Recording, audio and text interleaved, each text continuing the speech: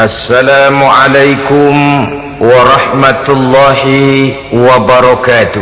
Waalaikumsalam warahmatullahi wabarakatuh. Bismillahirrahmanirrahim.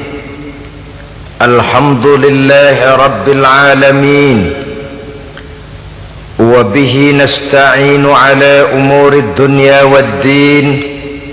Wassalatu wassalamu ala ashrafil anbiya'i wal mursalin wa ala alihi wa ashabihil mujahidin at-tahirin, amma ba'du.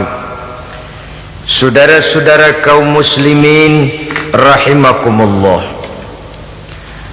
pembangunan fisik material yang tanpa diimbangi dengan nilai-nilai agama sering cenderung membentuk manusia yang materialistis.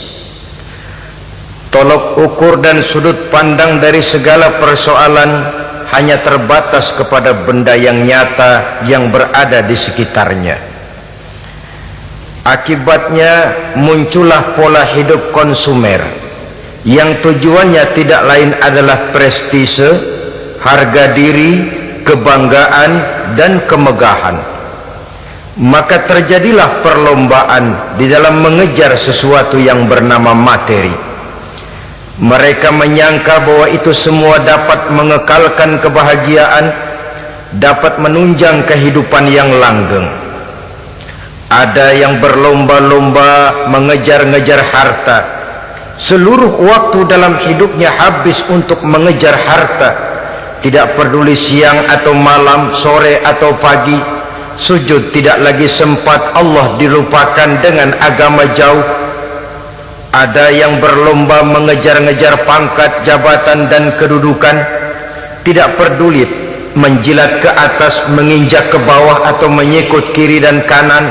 Bahkan teman pun jadi lawan, lawan pun jadi teman. Bukan soal, yang penting pangkat terkejar. Ada yang berlomba memperbanyak kendaraan, sejak dari jet pribadi, pesawat, kapal pesiar, sampai kepada mobil-mobil mutakhir. Ada yang berlomba memperbagus rumahnya, ada yang berlomba memperbanyak istri dan anak-anaknya. Seluruhnya tenggelam di dalam perlombaan yang menurut ukuran mereka akan mendatangkan prestise, kemegahan, dan kebanggaan.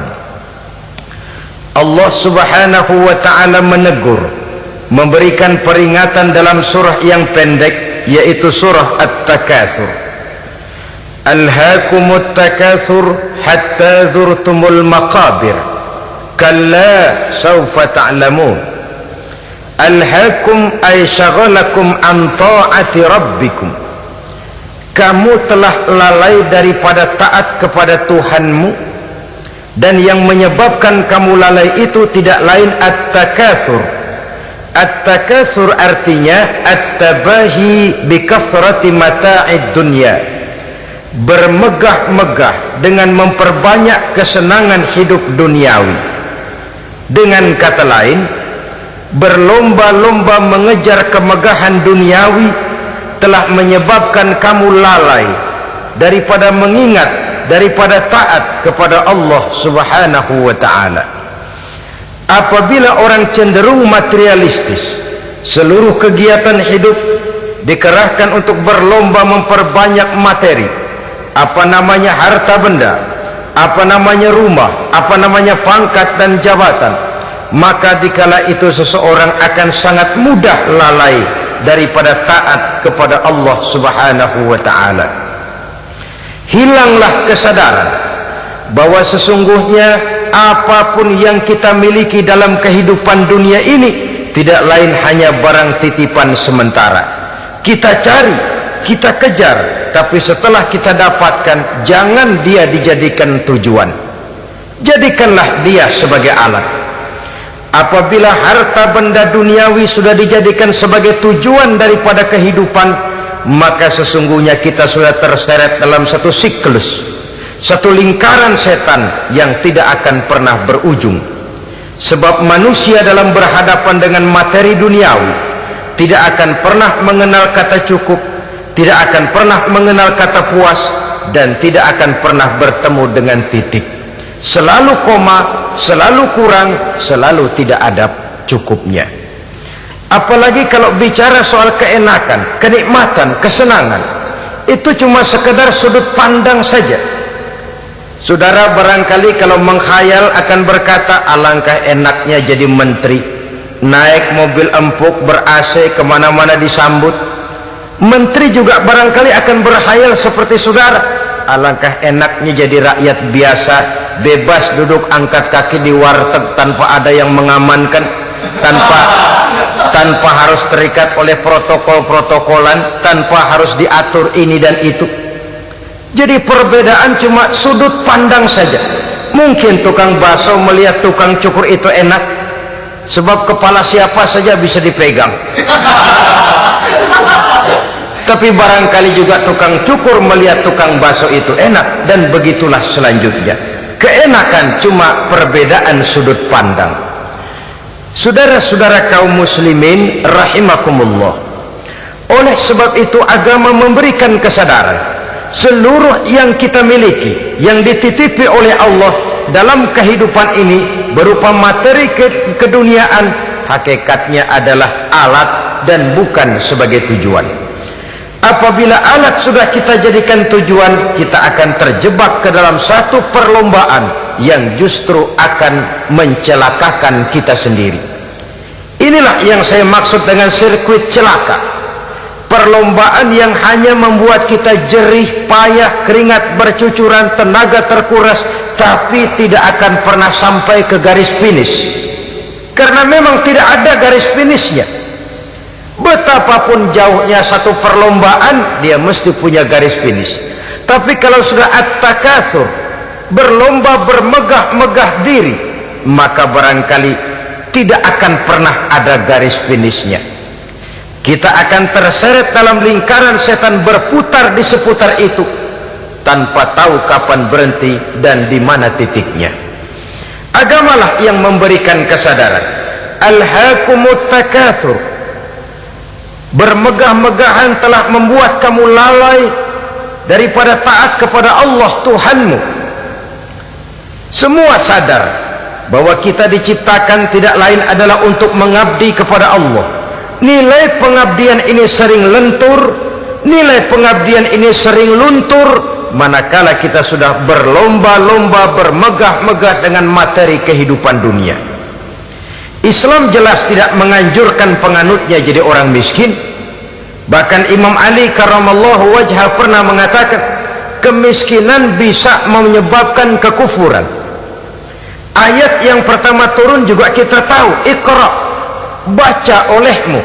Kan seolah-olah Quran cuma tidak langsung saja bilang, hai orang Islam, kamu jangan jadi bodoh.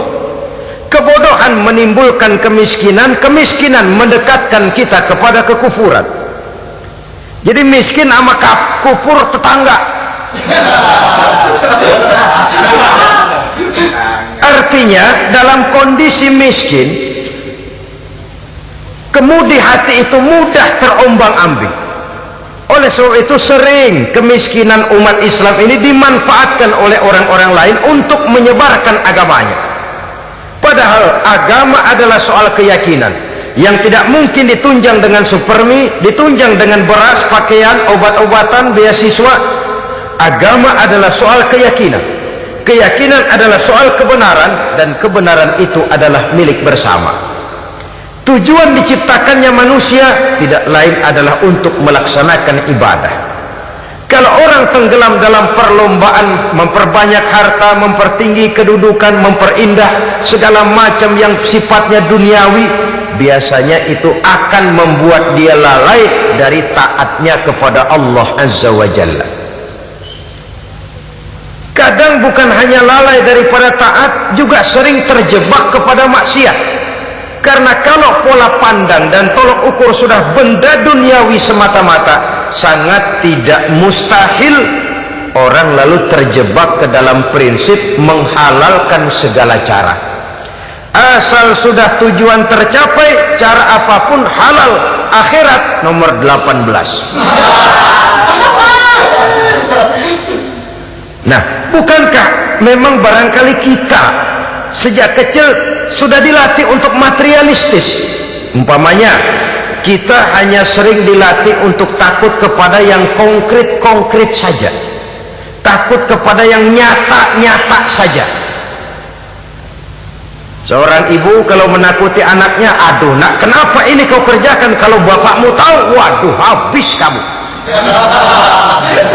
Ya, kita lihat kalau bapakmu tahu, kalau polisi tahu, kalau hansip tahu, kalau satpam tahu. Tapi jarang seorang ibu menanamkan kepada anak, nak, kenapa ini yang kau lakukan, nak? Bukankah kau tahu Allah lihat, Allah tahu, Allah dengar, Allah, nak? Diajarkan takut kepada yang gaib. Karena kalau takut dia kepada polisi, dia pasti bisa cari tempat lain dong yang polisi kagak lihat. Kalau takut dia kepada satpam, minggir dong ke tempat yang kira-kira satpam nggak lihat. Tapi kalau sudah takut itu terpulang kepada Allah, kepada yang gaib, tidak sejengkal tanah pun yang terhalang dari pengetahuan Allah. Tapi itulah salahnya kita. Sejak kecil anak-anak sudah kita latih untuk takut hanya kepada yang konkret-konkret saja. Akibatnya sampai dia besar melembaga dalam kehidupannya. Dia nyolong, kata temannya, kamu nyolong ya? Iya. Kok nyolong sih? Emang? Kenapa nyolong? Biarin.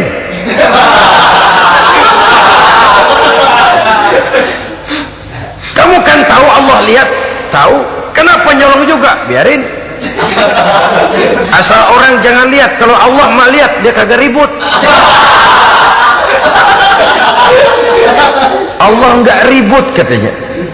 Nah, ini kan satu refleksi yang timbul daripada kenyataan. Jikalau orang hanya dijejali rasa takut kepada yang konkret-konkret saja, kepada yang zahir-zahir saja, yang akan tumbuh lalu mental kucing, sopan, tenang, kalem, ayem, nggelenggem.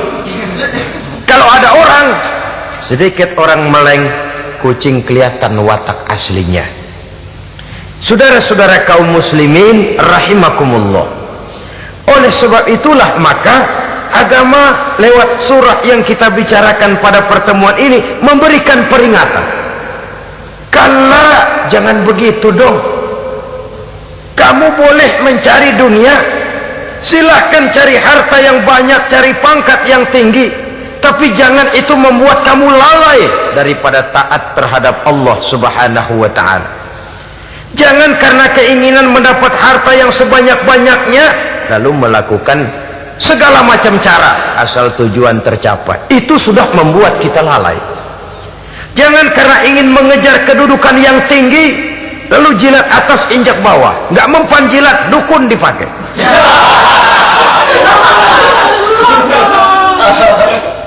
Itu kan sudah membuat kita lalai. Nanti kalau berhasil, wah, dukun kita paten. Tapi kalau gagal, dukun sialan, kagak mampu. Hilanglah Allah dalam kehidupan kita. Makin materialis, dan perlombaan ini membawa kita kepada kecelakaan. Kala, sekali-kali jangan begitu. Berlomba boleh, cari uang yang banyak, tapi setelah uang didapatkan, jadikan dia sebagai alat, jangan dijadikan sebagai tujuan.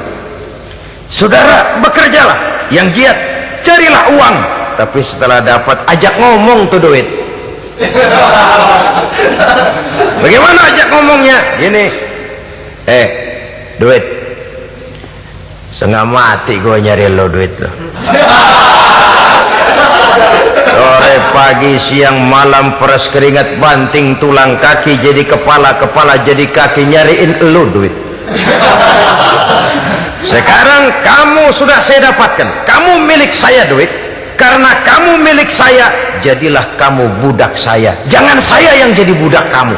Ini idealnya. Kamu harus jadi budak saya, jangan saya yang jadi budak kamu. Nyatanya kan ada orang nyari duit, setelah duitnya banyak dibudakin oleh duit. Dia sendiri tidak bisa merasakan kesenangan daripada duitnya, konon lagi orang lain. Mau ke pasar ngitung 16 kali.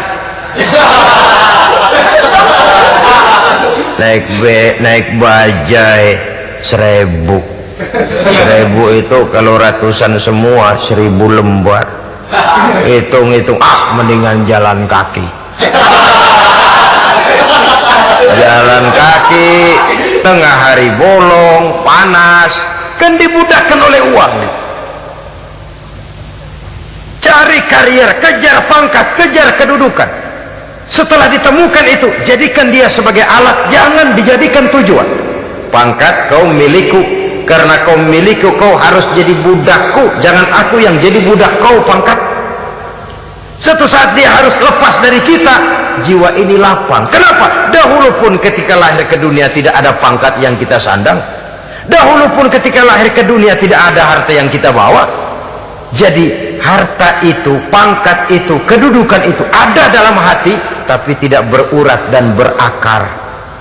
Kalau dia berurat dan berakar dalam hati, berat misah sama harta itu. Berat. Sekedar ngasih fakir miskin cepet juga berhitungnya 17 lembar.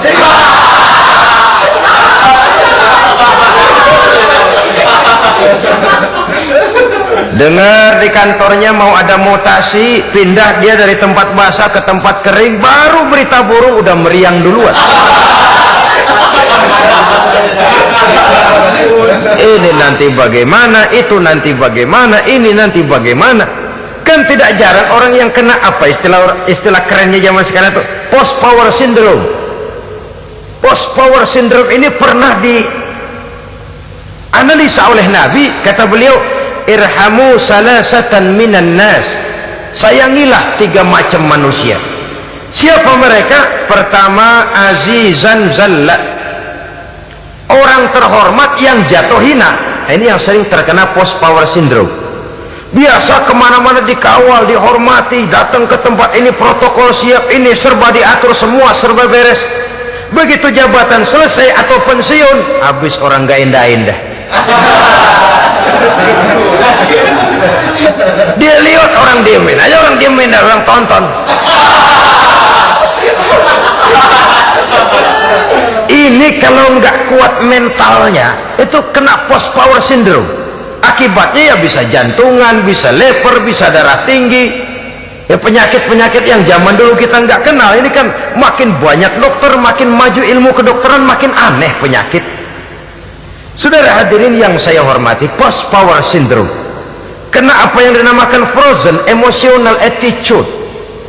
Tidak kuat menghadapi kenyataan. Azizan zalla, orang terhormat yang jatuh hina, itu sangat perlu dikasihani. Yang kedua, ghaniyan qadif taqor, orang kaya jatuh miskin. Ini juga sama. Biasa hidup apa ada, serba ada, lalu harus hidup apa adanya. Ini kalau kurang-kurang kuat benar-benar memble ini. Voice of Kiai. Kalau tidak kuat mentalnya, biasa hidup serba enak, serba nikmat, cuma kerjanya neken cek, main apa itu kredit card, macam-macam fasilitas dipunyai, tahu-tahu jatuh bangkrut, jatuh miskin. Kalau tidak fondasi agamanya kuat, bisa gantung diri, bisa bunuh diri, bisa frustasi, bisa terkena psikosomatik, tekanan jiwa mempengaruhi faktor biologis, timbullah tekanan, terjadilah penyakit aneh-aneh. Al-ghaniyan qadif taqara, orang kaya jatuh miskin, itu perlu dikasihani. Yang ketiga, wa faqihan yal'abu bihil juhal, ahli fikih tapi dipermainkan oleh orang-orang bodoh.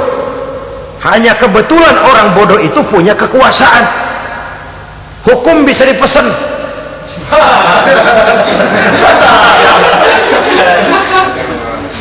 Aturannya haram, Ustaz, ada haram dikit aja dah.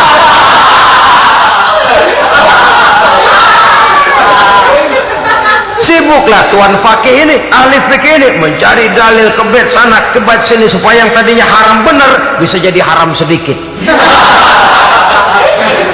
Padahal yang minta ini orang bodoh, tidak ngerti agama, cuma karena punya kekuasaan dipermainkan oleh orang yang fakih. Orang yang fakih ini dipermainkan.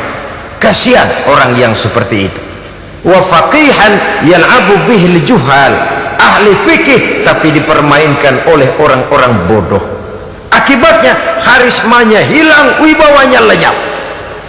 Dia menyangka bahwa dengan mengharam-haram sedikit-sedikit itu dia bisa mendapat keuntungan yang berganda-ganda, padahal akibatnya itu hanya akan membawa kecelakaan saja. Allah peringatkan benar, kala, sekali-kali jangan begitu. Cari uang yang banyak silahkan, ngejar kedudukan yang bagus boleh, bikin rumah yang hebat silahkan, ada kendaraan bagus silahkan, tapi jangan sampai kamu terjebak kepada sirkuit celakai, perlombaan yang tidak ada garis finishnya.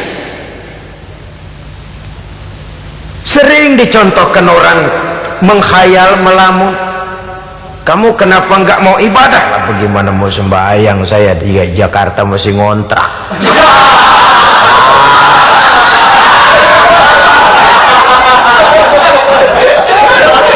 Bingung, tiap akhir tahun kontrakan habis. Kalau punya rumah sendiri walaupun kecil-kecilan, tenanglah saya ibadah. Baiklah, oleh Allah diberikan rezeki, bisa bikin rumah walaupun kecil-kecilan.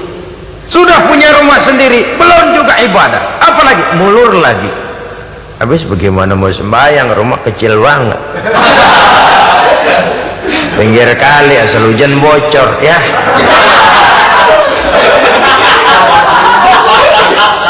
Kalau bisa punya rumah permanen, rajin dah ibadah dah. Iyalah, diberikan rezeki, bisa bikin rumah besar, kamarnya banyak, halamannya luas, kendaraan belum ada, perabotan belum lengkap. Sudah ada kendaraan, belum kayak orang-orang. Sudah kayak orang-orang, masih sama dong, kudu di atas. Kapanlah selesainya? Kala, sekali-kali jangan begitu. Jangan kamu mengumpulkan harta bermegah-megah membuat kamu lalai dari taat kepada Tuhanmu. Engkau tinggalkan rukuk dan sujud, engkau jauh dari masjid, engkau kering dari kehidupan beragama. Sebab itulah maka pembangunan fisik material tidak bisa dipisahkan dengan pembangunan mental spiritual. Tidak hanya cuma dalam teori, tapi juga harus dalam praktek. Selalu pembangunan yang hanya mengarah kepada fisik material, jauh dan kering dari agama, hanya akan melahirkan manusia-manusia materialistis yang terjebak di dalam sirkuit celaka, perlombaan yang tidak pernah mengenal garis finish. Sebab itu agama mengajarkan, orang kaya itu siapa sih? Yang banyak duit? Belum tentu. Yang kebunnya di mana-mana ngebelata? Belum tentu. Yang pabriknya selebar-lebar? Belum tentu. Yang punya segala macam peternakan, dari peternakan gajah sampai peternakan kutu?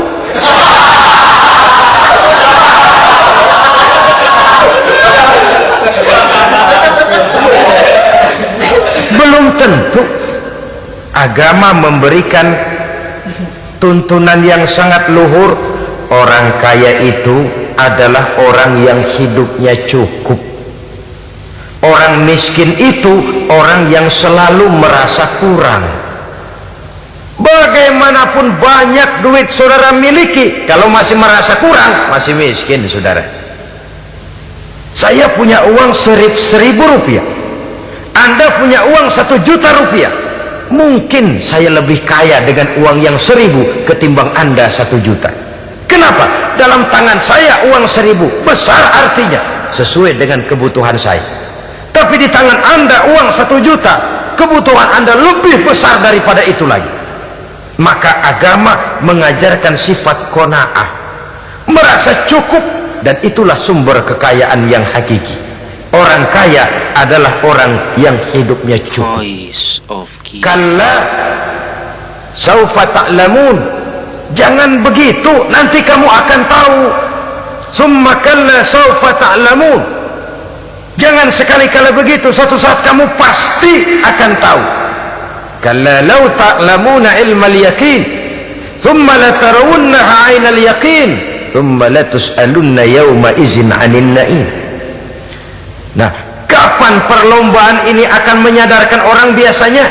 Hatta zurtumul maqabir. Sampai kamu dekat ke liang kubur. Itu biasanya kalau istilah orang sekarang baru ngeh.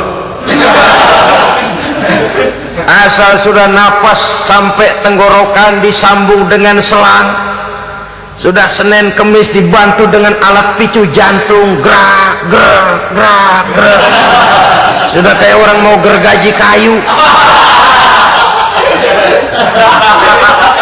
Dikala itu barulah sadar orang biasanya. Dan kesadaran semacam itu kesadaran yang terlambat, kesadaran ala Fir'aun. Fir'aun selagi hidup diajak beriman dan nehi aja.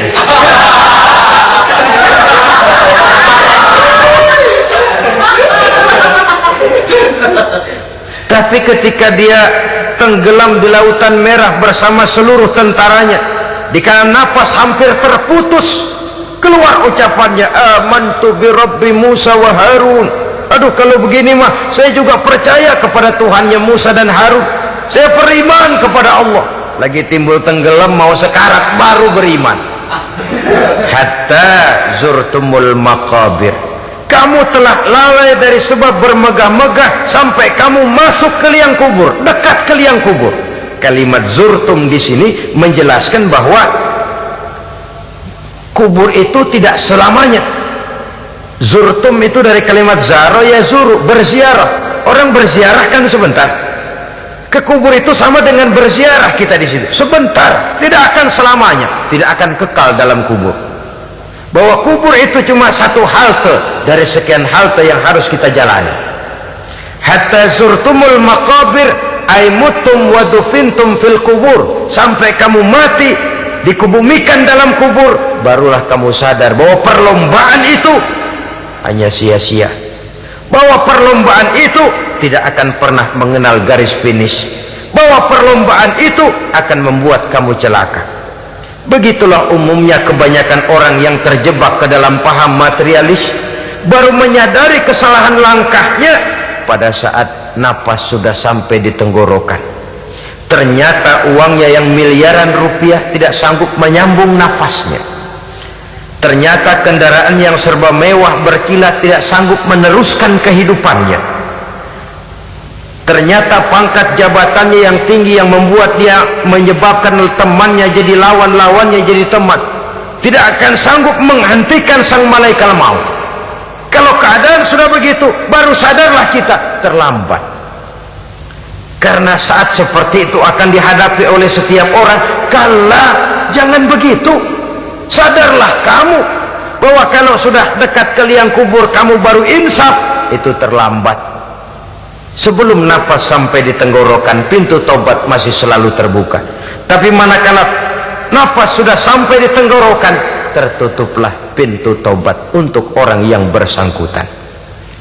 Oleh sebab itu, perlombaan dengan bermegah-megah terhadap materi duniawi, tolok ukur dan pandangan hidup yang terbatas kepada wujud benda semata-mata, memang sering menyebabkan orang lalai, sering menyebabkan orang lupa diri, tidak sadar tentang hakikat yang terpenting dari kehidupan ini, yaitu tentang dari mana dia datang, di mana dia sekarang, dan kemana dia akan pulang. Sungguh ilmu pengetahuan tidak akan pernah mampu menjawab persoalan ini. Sungguh filsafat juga tidak berdaya menghadapi pertanyaan seperti ini. Hanya agama yang mampu memberikan kepastian batin tentang hakikat dari mana kita datang, di mana kita sekarang, dan kemana kita akan pulang. Makin kita renungi pertanyaan ini, makin kita menemukan diri sendiri, dan makin kita menemukan mengenal diri sendiri, kita akan semakin mengenal Allah Subhanahu wa ta'ala. Semakin kita mengenal Allah, maka akan semakin terpanggil kita untuk dekat dengannya, mentaati segala perintahnya, dan berupaya menjauhi segala yang dilarangnya. Dengan demikian selamatlah kita dari satu perlombaan yang hanya akan menyeret kita kepada menghalalkan segala cara, jauh dari agama, jauh dari Allah, bahkan jauh dari sesama manusia. Karena umumnya perlombaan seperti ini akan cenderung melahirkan manusia yang egois. Muslimin rahimakumullah, Lebih jauh, mari kita mengikuti peringatan Allah dalam surah Al-Munafiqun ayat 9. Di sini Allah Subhanahu wa taala mengingatkan, A'udzu billahi minasy syaithanir rajim. Ya ayyuhalladzina amanu la tulhikum amwalukum wala auladukum an dzikrillah wa may yaf'al dzalika fa ulaika humul khasirun. Hai orang-orang yang beriman, jangan sampai hartamu dan anak-anakmu melalaikan kamu daripada mengingat Allah. Wa may yaf'al dzalik, barang siapa yang melakukan hal seperti itu, fa ulaika humul khasirun, maka merekalah sesungguhnya orang-orang yang merugi. Rugi dunia, rugi akhirat. Disebutkan di sini dua hal yang sering menyebabkan kita jadi lalai. Amwal dan aulad, harta dan anak-anak, materi dan keluarga. Perlombaan di dalam mengumpulkan materi sering menyebabkan kita menjadi lalai. Begitu juga amanah berupa anak ini sering kita lalaikan atau sering membuat juga kita menjadi lalai.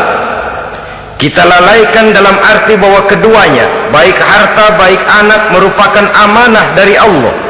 Setiap orang tua akan dimintakan pertanggungan jawab. Apabila kita lalaikan amanah ini, maka resikonya akan kembali juga kepada kita.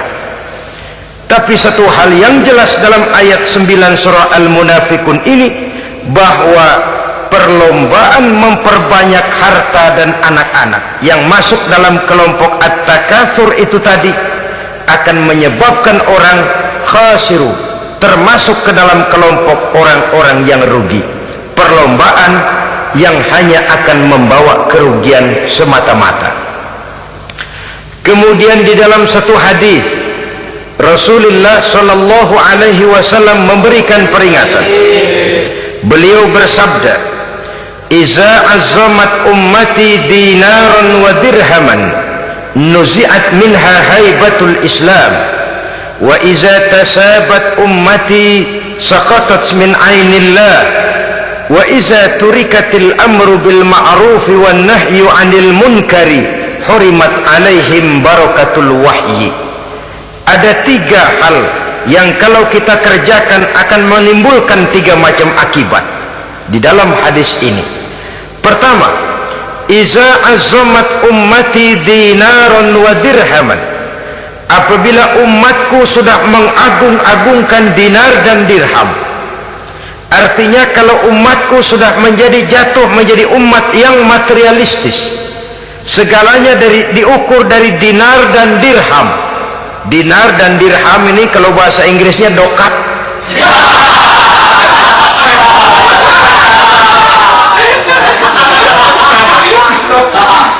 Segalanya diukur dari segi dinar dan dirham saja. Nuzi'at minha haibatul Islam, akan dicabutlah kehebatan Islam dari mereka. Memang ada kalanya kita berkata bahwa tanpa uang kita tidak bisa berbuat apa-apa. Tapi kalau itu dijadikan landasan dari segala sesuatu, itu yang dijadikan ukuran, itu yang dijadikan tujuan, kita hakikatnya sudah gagal sebelum melangkah. Apapun saja profesi kita, apabila sudah menjadi pendewa dinar dan dirham, akan hilanglah kehebatan Islam, akan dicabut kehebatan Islam itu. Umat Islam bisa dibeli, ulama bisa dikontrak, kiai bisa dicarter. Saudara hadirin ma'asyiral muslimin rahimakumullah, apabila umatku sudah membesar-besarkan dinar dan dirham, bermegah-megah dengan itu, berlomba-lomba memperbanyak itu yang menjadi tujuan dan tolok ukur dari segala kegiatan, nuzi'at minha haibatul Islam, akan dicabutlah kehebatan Islam. Hilang itu wibawa. Walaupun dia bernama umat mayoritas dalam jumlah, tetapi dia minoritas dalam peranan. mayoritas dalam bilangan tapi minoritas dalam percaturan kegiatan hidup ini. Kita ingat di zaman pengembangan Islam di masa Rasulullah sallallahu alaihi wasallam, mereka berlomba-lomba mengorbankan dinar dan dirhamnya untuk kepentingan agama, bukan mengorbankan kepentingan agama untuk mencari dinar dan dirham. Kita di zaman sekarang sering terjadi penjungkiran nilai, terbalik yang kita amalkan. Nabi Ibrahim mengorbankan putranya Ismail untuk kepentingan agama. Kita sering sekarang ini mengorbankan kepentingan agama untuk anak-anak kita. Dulu anaknya yang dikorbankan buat agama, sekarang agamanya dikorbankan buat anak. Dulu dinar dan dirham dibelanjakan untuk menopang agama, sekarang agama dijadikan alat untuk mencari dinar dan dirham. Saudara-saudara kaum muslimin rahimakumullah, memang apabila dinar dan dirham digunakan untuk penyangga perjuangan, itulah idealnya. Saya katakan tadi, dinar, dirham, uang, dunia cuma sekedar alat, bukan sekedar tujuan. Kita memerlukan alat ini. Membangun pesantren tidak cukup dengan semangat, membangun rumah sakit Islam tidak cukup dengan pidato, membangun masjid tidak cukup dengan semangat menggebu-gebu. Kita perlu semen, kita perlu pasir, kita perlu batu kali, kita perlu besi, dan itu semua beli. Tidak turun dari langit seperti turunnya embun di waktu pagi. Tidak mungkin rumah sakit Islam muncul ke permukaan hanya dengan sim salabim abracadabra.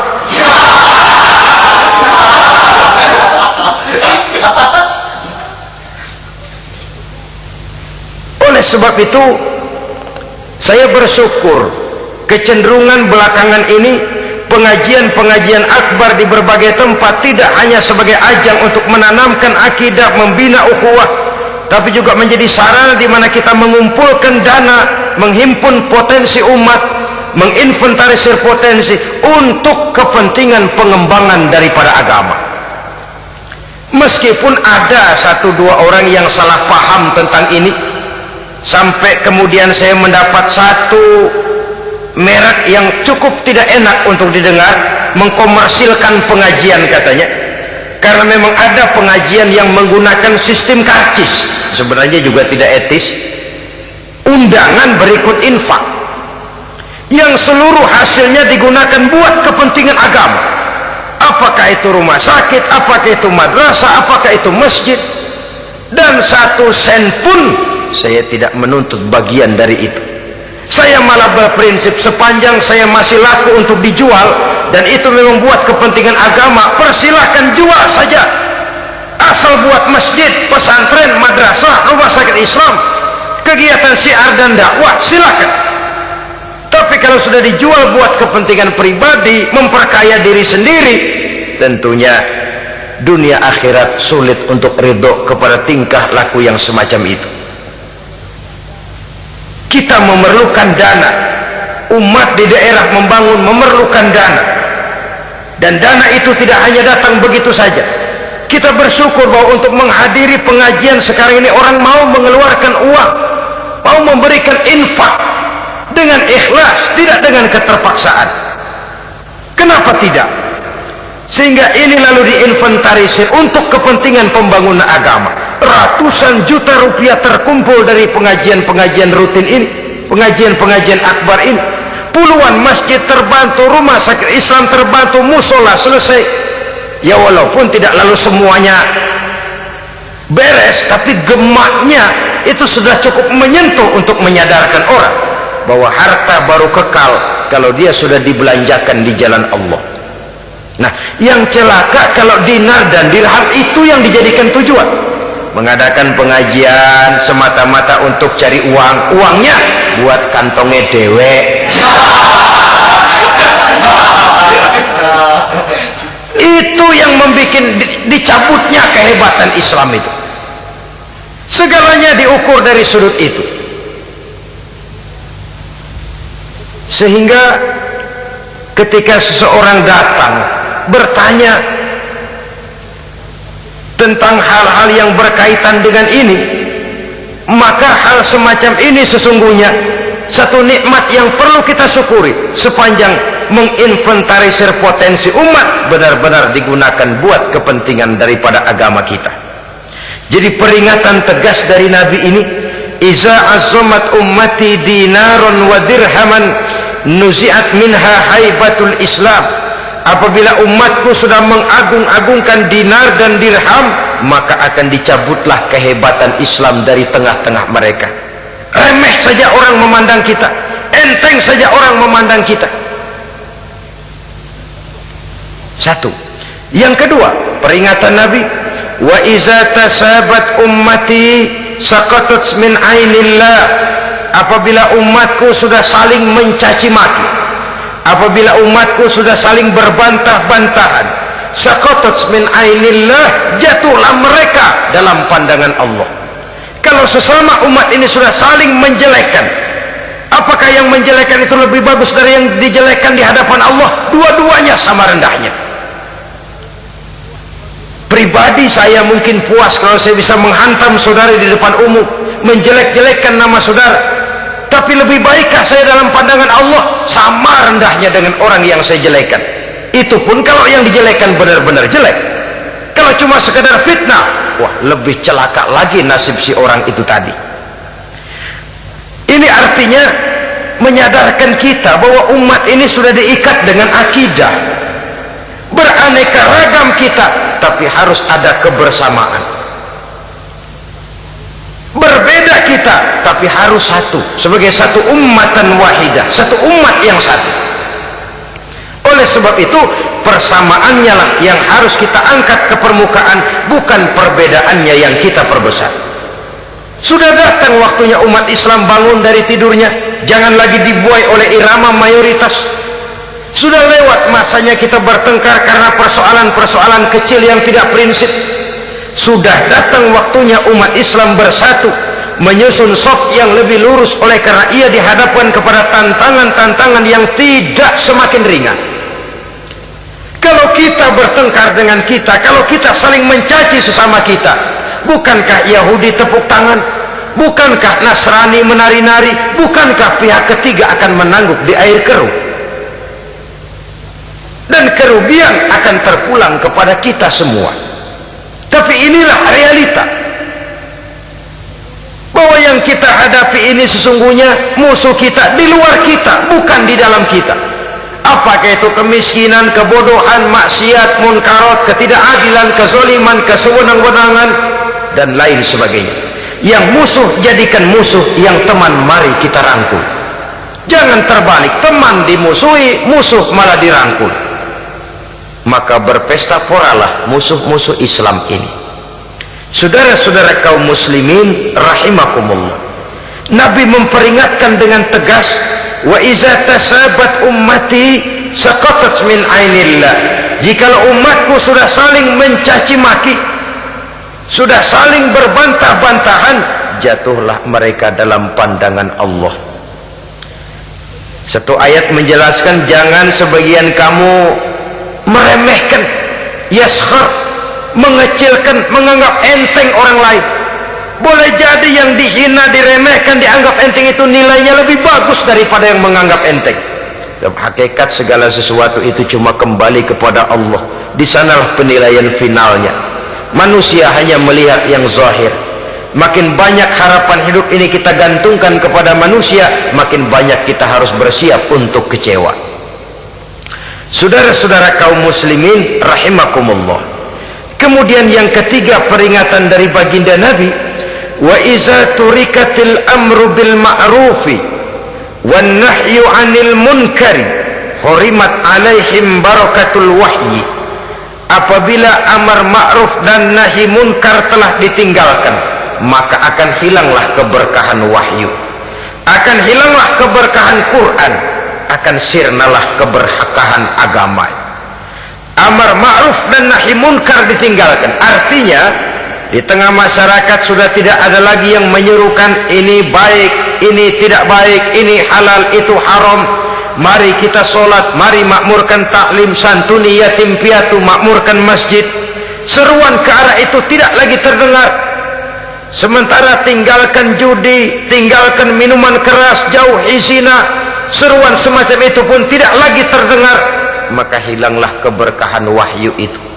Karena amar ma'ruf dan nahi munkar merupakan bagian daripada ajaran agama kita, menjadi sponsor dari segala macam kebajikan dan menjadi penghalang daripada segala macam kemunkaran sesuai dengan batas kemampuan yang kita miliki masing-masing. Nah, saya kembali kepada persoalan pokok di awal pembicaraan tadi. Bagaimana jalan keluarnya? Jalan keluarnya tidak lain adalah upaya bagaimana kegiatan yang sifatnya fisik material ini diimbangi dengan kegiatan yang bersifat mental spiritual. Upaya menghidupkan majelis-majelis taklim, upaya memakmurkan masjid-masjid sebagai laboratorium rohani untuk mewujudkan keseimbangan dalam pola pikir yang akan berlanjut dalam gerak hidup yang kemudian akan tertuang dalam segala perbuatan manusia. Apabila sudah terwujud kepincangan dalam pola pikir, akan pincanglah caranya bertindak dan berbuat, akan pincanglah pandangan hidupnya, akan pincanglah orientasinya di dalam kehidupan ini. Oleh karena itu, Islam dalam berbagai aspek kehidupan mengajarkan sistem keseimbangan. Mencari harta boleh, tapi tidak boleh keluar dalam kerangka fastabiqul khairat.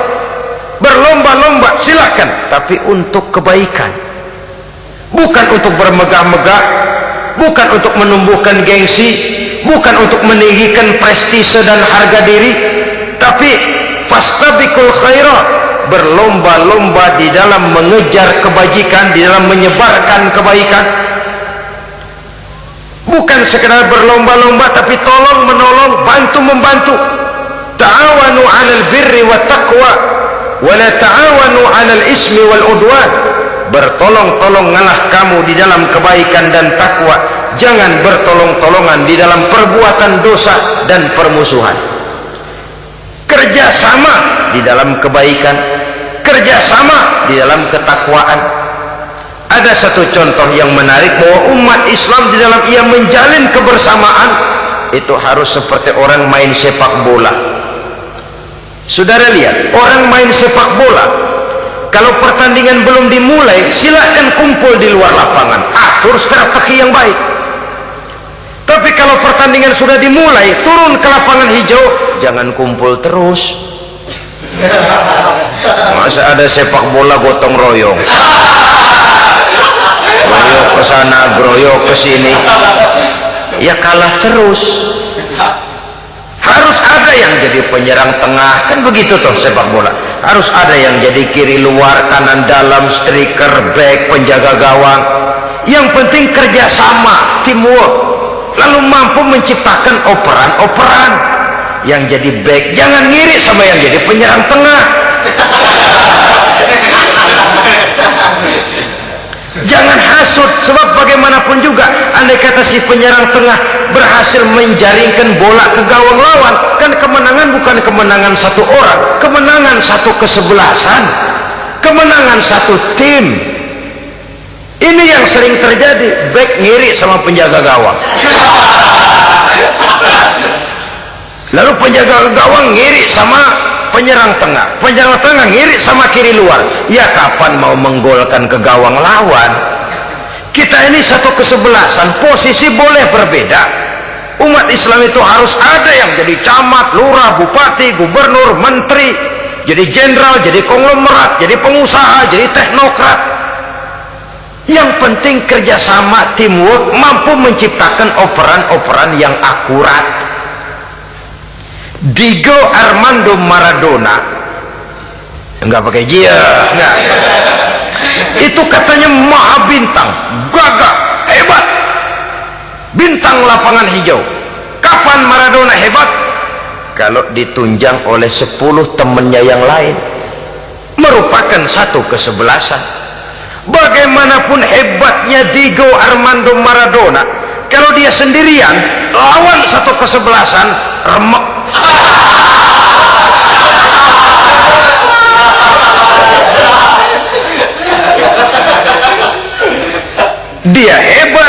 jenius, dia maha bintang karena dapat operan dari teman-temannya, bukan jegalan, operan. Jadi oleh sebab itu bagaimana kita menciptakan operan-operan akurat yang akan melahirkan kebersamaan di tengah-tengah umat. Artinya satu contoh saja, misalnya seorang pengusaha besar oleh karena kesibukannya di dunia bisnis tidak perlu jadi ketua pembangunan musola, tapi kalau ada musola belum selesai, operan. Operannya itu yang penting. Apa yang dioper itu? Semen, apa batu kali, apa besi? Yang penting operan. Operannya akurat. Kadang-kadang ada terjadi juga frustasi ngelihat lawan kesebelasannya terlalu kuat, ngoper ke gawang sendiri. Jebol. Kan sering terjadi begitu. Muslim didukung oleh umat Islam, ketika punya posisi menguntungkan malah mempersulit Islam. Ini kan ngoper ke gawang sendiri, bunuh diri namanya. Boro-boro jebolin gawang lawan, asal jangan bunuh diri juga lumayan. Jadi kalau saja kita mampu menciptakan kebersamaan seperti ini, baju boleh berbeda, seorang muslim boleh dibungkus baju abri, boleh dibungkus baju dokter, boleh dibungkus baju teknokrat, boleh dibungkus baju konglomerat, sekedar baju. Tapi kalau terbukalah baju itu, kelihatan dadanya, terbersit nilai imannya, meresap sampai ke tulang sumsumnya, dan pada saat Islam dikuti-kuti akan timbul kecintaannya, akan timbul saya muslim dan saya bangga dengan Islam saya muslim dan saya mau berbuat untuk Islam saya muslim dan saya siap mati untuk Islam saya. Dengan baju apapun dia terbungkus, kalau roh, jiwa dan semangat semacam ini tertanam, saya yakin kita umat Islam akan mampu berbuat lebih banyak dengan mewujudkan operan-operan akurat yang sangat diharapkan oleh umat itu tadi. Oleh sebab itu, saudara-saudara kaum muslimin rahimakumullah, baju boleh berbeda, bendera boleh beraneka warna, tapi jikalau bernama muslim, persamaannya yang dicari, jangan perbedaannya yang diperbesar. Nilai persaudaraan yang diikat dengan akidah semacam inilah yang banyak dicari orang, yang banyak menyebabkan orang masuk Islam. Di mana masjid kelihatan benar sebagai simbol kehidupan demokrasi dalam menciptakan ukhuwah, wawasan ukhuwah ini. Masjid simbol demokrasi. Siapapun masuk masjid buka sepatu, demokrasi. Siapapun orangnya, tidak peduli merek apapun sepatunya. Apa itu keluaran Cibaduyut Bandung? Apa itu modelnya Belli Beltoni Itali? Tidak soal, masuk masjid buka. Jumatan kopral datang lebih dulu depan, pral. Jenderal datang belakang saja, pral. Tidak ada fasilitas khusus dalam masjid, karena di rumah Allah semua manusia sama. Si jenderal jangan lagi merasa jenderalnya, si pengusaha jangan lagi menonjolkan kebosannya. Masjid adalah simbol demokrasi daripada kehidupan umat. Sebab itu jangan terjebak kepada sektoral di dalam kita berbicara tentang ukhuwah ini. Kita boleh terbungkus dengan baju apapun, tapi kalau di balik baju itu tidak lain jiwa Islam yang mau berkorban, mau mengeluarkan harta, bahkan siap mati untuk Islamnya, maka kebersamaan itu akan mudah kita wujudkan. Tapi sepanjang kita berpecah belah, sepanjang kita centang perenang, maka tidak akan banyak yang bisa kita lakukan. Satu-satunya perlombaan yang bukan hanya dibolehkan tapi bahkan sangat dianjurkan oleh agama, yaitu fastabiqul khairat, berlomba-lombalah di dalam kebaikan, berlomba-lomba di dalam memakmurkan masjid, berlomba-lomba di dalam menghidupkan majelis-majelis taklim, berlomba di dalam menegakkan yang ma'ruf dan menghancurkan yang munkar, berlomba di dalam menyantuni yatim piatu. Tapi prakteknya kan kadang-kadang terbalik.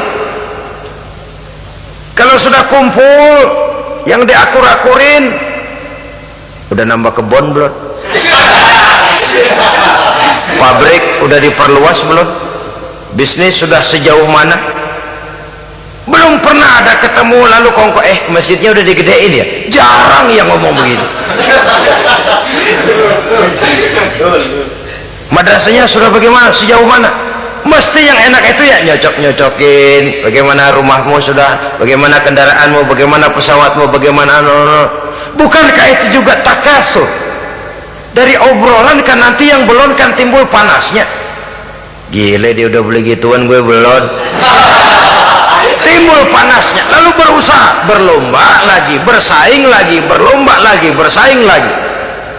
Walaupun persaingan perlu, karena tanpa persaingan orang jarang mikir. Hidup itu kalau nggak ada tantangan kan tidur kita. Orang hidup smooth gitu ya, jalan tenang, setenang ya nggak maju orang itu.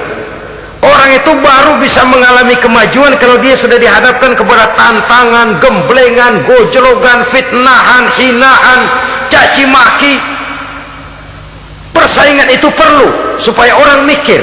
Kalau mikir dia berbuat, kalau dia berbuat dia bisa maju.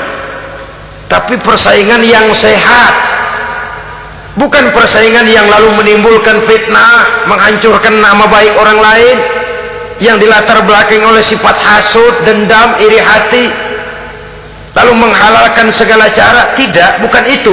Persaingan yang sehat ini akan menjadi alat picu agar orang lalu berlomba di dalam kebaikan.